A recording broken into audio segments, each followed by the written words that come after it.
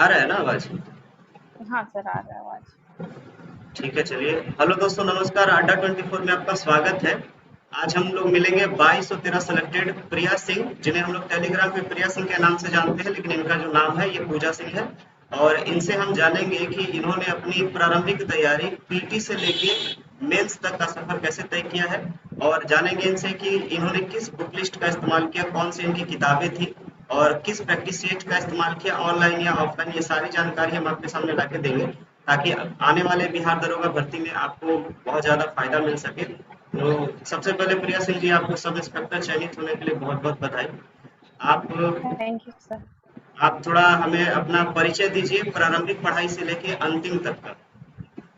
Yes sir, मेरा नाम पूजा सिंह है और मैं रोहतास जिले के एक छोटे से रही गांव से आती हूँ। मेरे पापा एक फार्मर है और साथ में एलआईसी एजेंट भी है। और मेरी मम्मी वो आंगनबाड़ी की टीचर है। मेरा बेसिक जो स्कूलिंग हुआ है वो रही गांव से ही हुआ है। उसके बाद 10th मेरा हाई स्कूल से हुआ है। और मेरा इंटर जो हुआ है बीएन कॉलेज इंदौर रोहतास से हुआ है। उसके बाद मेरा टेक्निकल ग्रेजुएशन हुआ उड़ीसा के भुवनेश्वर से, इलेक्ट्रिकल इंजीनियरिंग से। फिर उसके बाद मेरा 1-2 साल का गैप हुआ और फिर उसके बाद मैं इसमें लग गई थी जनरल कंपटीशन में। तो आप अंतिम रूप से जब चयनित हुई, तो आपकी जब से आपने कंपटीशन में कदम रखा, वहां से लेके इस मेंस के आखिरी पड़ाव फिजिकल तक आने में आपको जिन लोगों ने सहायता करी है, तो आप उनका श्रेय किसे देना चाहते सर सबसे पहले मेरे मम्मी पापा को जाता है और पूरे फैमिली को जाता है। वो लोग बहुत सपोर्ट किए थे यहाँ तक लाने में। और फिर सब टीचर सबको, ट्रेनर लोग को, सब लोग का थोड़ा थोड़ा योगदान रहा है सर इसमें यहाँ तक लाने में। हैं? जी। तो आप अपनी पूरी पढ़ाई, आप अगर पटना में रहती थी, तो आपने पटना में अगर किसी कोचिंग का इस्तेमाल किया हो, ये वगैरह था क्या कुछ? नहीं सर, कभी कोचिंग नहीं ली है। मतलब कि आपने हमेशा सेल्फ स्टडी करा है और ऑनलाइन माध्यम से टेस्ट लगाया है ना? तो हाँ सर, आप हमेशा सेल्फ स्टडी से। जी, तो आप बताइए कि बुक लिस्ट क्या था आपका, जो आप जिस उस बुक का सर इस्तेमाल की है? मेरा बुक लिस्ट सर ज्यादा नहीं था। जैसे कुछ बेसिक बुक रहता है, लुसेंट सबको ही पढ़ते हैं, लुसेंट है सब्जेक्टिव जी। और उसका ऑब्जेक्टिव बुक भी आता है। और दृष्टि का था ये। और स्पीडी जो रेलवे का आता है, साइंस और आर्ट्स दोनों का, उसका अच्छा। रहा है। और करेंट के लिए भी सर स्पीडी का ही रहा है। अच्छा, आप अड्डा में 2 साल से हैं, है ना लगभग? यस तो सर। ये हमको बताइए कि लूसेंट तो सभी लोग पढ़ते हैं, लेकिन दृष्टि यस आपको सर। सजेस्ट किया गया अड्डा में 2 साल पहले, तो क्यों सजेस्ट किया, ये हमें बताइए। सर उसमें बहुत सारे टॉपिक है जिससे एग्जाम में क्वेश्चन आते हैं, डायरेक्ट आते हैं। कोई भी एग्जाम रहता है, जैसे रेलवे हुआ, एसआई हुआ, कोई भी एग्जाम रहता है उससे डायरेक्ट क्वेश्चन आता है दृष्टि से। उसमें इन्वायरमेंट भी एक्स्ट्रा वगैरह दिया हुआ है, इन्वायरमेंट है, कला संस्कृति है, ये सब भी दिया हुआ है। पशुपालन वगैरह है जो कि लुसेंट में नहीं दिया हुआ वो सब टॉपिक। जब आप प्री का एग्जाम दी थी, तो आपको पता है आप फर्स्ट शिफ्ट में थी या सेकंड शिफ्ट में थी? ठीक है हाँ। सर, मेरा फर्स्ट शिफ्ट में था। तो फर्स्ट शिफ्ट का तो सबको पता है कि कितना हालत खराब किया गया था, है ना? मेरा गुस्सा में यस मेरा सर। मेरा वीडियो भी बन गया था। तो आप बताइए कि यस सर। वहां पे आपने प्रेशर को हैंडल कैसे किया था, क्योंकि वो बहुत खराब मोमेंट था स्टूडेंट के लिए, प्री में 2213। यस तो सर। आप जो निकली वहां से, एक टाइम तो आपको भी प्रेशर आया होगा वहां पे, तो यस उसको सर। हैंडल आपने कैसे किया था वहां? सर पहले तो क्वेश्चन देख के लगा कि कुछ समझ में नहीं आ रहा। फिर कुछ देर के बाद वो सोचने के बाद लगा कि नहीं, कुछ कुछ ऐसा क्वेश्चन है सर वो आता था। मतलब सारे क्वेश्चन टफ नहीं रहते हैं, कुछ कुछ उसमें आ रहा था, कुछ कुछ दिया हुआ था वैसा क्वेश्चन जो कि आ रहा था। तो शांति से सोचने के बाद लगा कि नहीं, अटेम्प्ट कर सकते हैं। लेकिन फिर भी सर वो बहुत टफ लगा था वो। अच्छा, तो आपको ऐसा लगता है कि हम कितना भी पढ़ लें, लेकिन अगर हमारा मेंटलिटी अगर एग्जाम हॉल में अगर हैंडल नहीं कर पा रहा है, सही से मेंटल प्रेशर सही नहीं है, तो क्या हम उसको नहीं निकाल सकते हैं? नहीं सर, उसको नहीं निकाल सकते। अगर मेंटली आप प्रेशर लेते हैं तो आप कितना भी पढ़े हैं वो आप फेल होना ही है उसमें। तो अगर आप थोड़ा मतलब ज्यादा नहीं भी पढ़े हैं, कम भी पढ़े हैं, अगर प्रेशर हैंडल करते हैं तो आप निकाल सकते हैं। तो वही चीजें लोगों को मैं बताना चाहता हूँ कि एग्जाम हॉल के अंदर आप कितनी भी तैयारी करके जाए, सबसे बड़ी बात होती है प्रेशर को हैंडल करना। अगर आप प्रेशर यस हैंडल सर। करते हैं, तो आप क्रैक कर लेंगे दिमाग लगाकर। अब ये यस हमको सर। बताइए प्रिया की प्रैक्टिस सेट आप जो इस्तेमाल कर रही हैं प्री से लेके मेंस तक, ये ऑनलाइन ज्यादा आप कर रही थी या ऑफलाइन ज्यादा कर रही थी? सर ऑनलाइन मेरा ज्यादा रहा है ऑफलाइन से। तो ऑनलाइन ऑफलाइन जो में था कि वो एग्जाम। जी, ऑनलाइन में किस प्रकार का प्रैक्टिस है, टॉपिक वगैरह या सिर्फ फुल मॉक टेस्ट लगाती थी आप? फुल मॉक टेस्ट के साथ साथ सर सेल्फ में टॉपिक भी लगाते थे। टॉपिक लगाती थी तो ये आप हमें बताइए कि टॉपिक टेस्ट जो आपको करवाया जा रहा था अड्डा में, ये किस प्रकार से हो रहा था? Topic test sir subject wise होता था, जैसे पॉलिटी का हो गया, हिस्ट्री, ज्योग्राफी, ये सब से कराया जाता था। उससे सर काफी फायदा मिला था, टॉपिक भी क्लियर होते जाता था और फुल फुल मॉक टेस्ट से वो भी क्लियर होते जाता था सारा चीज सर। चलिए ठीक है। तो अब ये बताइए, फुल टेस्ट अड्डा में आप जो लगाती थी वो कितने बजे आप देती थी? सर 2 बजे वो अड्डा फेवरेट था मेरा टेस्ट, उसको सर कभी नहीं छोड़े, मेरा तो ससुराल में भी थे तो भी नहीं छोड़े थे उसको। 2446 वाले जितने भी इंटरव्यू हैं अड्डा पे, वो सारे 2 बजे का ही नाम बोल रहे हैं, और 2213 वाला भी जितने हैं वो यस सारे सर। 2 बजे का ही नाम बोल रहे हैं। तो सर वो फेवरेट टेस्ट होता है सबका, मेरा भी था।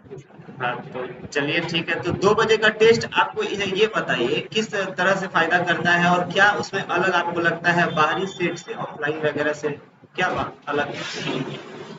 सर उसमें एक ना टेस्ट देते देते रेगुलरिटी आ जाता है कि नहीं, उसको देना है, और वो देने से बहुत सारे क्वेश्चन क्लियर होते हैं, जो नहीं आता था उसको मैं ना नोट डाउन भी कर लेते थे। और उससे बेसिक चीज मेरा ना 2 बजे वाले टेस्ट से बहुत सारा चीज क्लियर हुआ है सर, कि जहाँ पे डाउट हुआ उस चीज को जा करके देखे कि हाँ इसमें डाउट है, वो चीज जाके पलट के देखने से और सब एक्स्ट्रा भी क्लियर होता था। तो तो वो अब ये रेगुलर दिए हैं उसको। तो आप ये बताइए कि आप तो हैं शादीशुदा, तो आप ये बताइए कि यस सर। एक शादीशुदा और एक ऐसी लड़की जिसकी शादी नहीं हुई है, उन दोनों को तैयारी करने में क्या फर्क है? सर ऐसा कुछ नहीं है, मतलब बस थोड़ा सा मैनेज करना पड़ता है, मेरे को थोड़ा सा मैनेज करना पड़ा था, मेरा उस टाइम पे शादी हुआ था जब इसका एग्जाम चल रहा था, प्री मेंस सब मतलब उसी टाइम में हुआ था, फिर भी हम मैनेज किए थे, ऐसा नहीं नहीं मैनेज किए थे सारा। एक चीज बहुत ही ज्यादा हमको अड्डा में फेस करना पड़ता है लड़कियों को लेके कि लड़कियों का कहना है कि उनके घर से, अगर उनकी शादी नहीं हुई है तो घर से शादी का प्रेशर बहुत है। सर मेरी यस फैमिली से एक बार बात कर लीजिए, तो मैं बहुत सारी लड़कियों की फैमिली से बात किया हूँ, समझाया हूँ। आप यहाँ से क्या बोलना चाहती हैं वैसी फैमिली का जो लड़कियों को पढ़ने से पहले सर। बोलते हैं शादी करने की? नहीं सर, शादी बाधा नहीं होता है कि अगर पढ़ना है तो वो शादी के बाद भी पढ़ सकते हैं, ऐसा नहीं है, क्योंकि मेरा भी था कि बहुत प्रेशर आ रहा था, फिर हाँ बोल दे कि हाँ करना है, तो उस टाइम पे मेरा फ्री होने वाला था, उस टाइम मेरा शादी हुआ था, फिर ससुराल में थे, फिर वहां पे भी मतलब कुछ दिन पढ़ाई डिस्टर्ब हुआ था, फिर मेरा पढ़ाई कंटिन्यू हुआ, ज्यादा नहीं पढ़ पाए, कुछ ही पढ़ पाए थे। पीटी के एग्जाम के लिए मेरे को सर सिर्फ 10 दिन टाइम मिला था, पीटी एग्जाम में पढ़ने के लिए 1 महीना से मेरा पढ़ाई नहीं हुआ था, और फिर चलिए। मेंस में भी मेरे को ना लगभग 15 से 20 दिन टाइम मिला था। अच्छा, ये एक फिजिकल जब हो रहा था तो इसके लिए आयोग बहुत कम समय दिया है ना, यस सर। जिसकी वजह से डर के मारे हम तो गए नहीं देने के लिए, क्योंकि वो हो नहीं पाता। तो आप कैसे मैनेज कर ली फिजिकल को इतना कम समय में?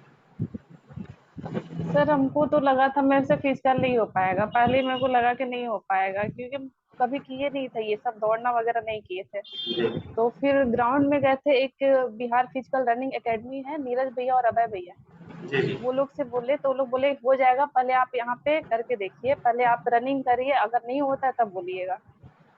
सर तो वहां पे गए, मेरा हो गया, एक ही बार में सब चीज हो गया था। एक ही बार में सब कुछ क्लियर हो गया था? हाँ सर, एक बार में रनिंग भी क्लियर हुआ, हाई जंप भी, लॉन्ग जंप भी, सब कुछ एक बार में। सर भरोसा नहीं हो रहा था कि मेरा फिजिकल क्लियर हो गया है। ठीक है, चलिए। अच्छा, आप ये बताइए, अंतिम रूप से चयनित है और बिहार ऐसा ही आपको लगभग 2 महीने के बाद आपको फाइनली आपको सब कुछ प्रक्रिया पूरा कर ही देगा। शायद उनका वीडियो कट रहा था प्रिया आपका। सर आवाज नहीं आ रहा था। हाँ, वीडियो कट रहा था आपका। मैं कह रहा था कि बिहार एसआई अब पूर्ण रूप से अब आपको चयनित कर चुका है, आपका सिलेक्शन लेटर यस दिया सर। गया है, और यस सर। अब आखिरी आप 2 महीने में हो सकता है आपको जो अलर्ट होता है थाना, वो आपको मिल जाएगा, क्योंकि राजगीर में अभी आपको नहीं भेजा जाएगा, वो आपको थाना भेजा जाता है, वो अलर्ट हो जाता है। अब ये बताइए कि अगला जो भर्ती आ रहा है, वहाँ आप क्या बोलेंगी स्पेशली गर्ल्स के लिए, बॉयज के लिए भी बोलिए, लेकिन गर्ल्स के लिए स्पेशली क्या कहना चाहते सर गर्ल्स को यही बोलेंगे कि वो लोग पढ़ाई करे थोड़ा सा, मतलब ऐसा नहीं कि लड़की है तो लड़की जैसा सोच के चले, क्योंकि अब कंपटीशन सर इक्वल हो गया है दोनों में, लड़का लड़की में बस थोड़ा सा का डिफरेंस है, कट ऑफ सेम ही जा रहा है लगभग, थोड़ा सा ऊपर नीचे रह रहा है, बस पढ़ाई करे तो सीरियस थोड़ा सा पढ़े, ऐसा नहीं है, थोड़ा सा ही कम टाइम दे लेकिन अच्छे से उसको क्लियर करे हर चीज। चलिए ठीक है, तो देखिए कहने का मतलब ये है कि ये बातें हम लोगों ने नहीं कही कि अब लड़का लड़की में फर्क नहीं रह गया। गर्ल्स का कटअप नहीं आपका सर। 71 प्लस गया है, तो और लड़कों का कटअप आपका 74 75 गया है, तो आप देख लें कि यस सर। कितना गैप है, ज्यादा गैप नहीं है, तो लड़कियों को भी उतना ही पढ़ना चाहिए जितना लड़के पढ़ रहे हैं। हम्म। और बहुत धन्यवाद प्रिया, आप समय निकालिए यहाँ पे, और आपको फिर से एक बार शुभकामनाएं हैं दरोगा बनने के लिए। इस थैंक यू सर। इस सेशन को हम लोग यहीं पे खत्म करते हैं। ठीक है, सर धन्यवाद। आपका बहुत सपोर्ट रहा है इसमें, सर आप बहुत सपोर्ट किए, खैर वो 2 बजे वाले टेस्ट में आपका और सर अभी सर का। चलिए धन्यवाद। ठीक है प्रिया, इसको खत्म करते हैं यहाँ पे, ठीक है। ठीक है, ठीक है, थैंक यू सर।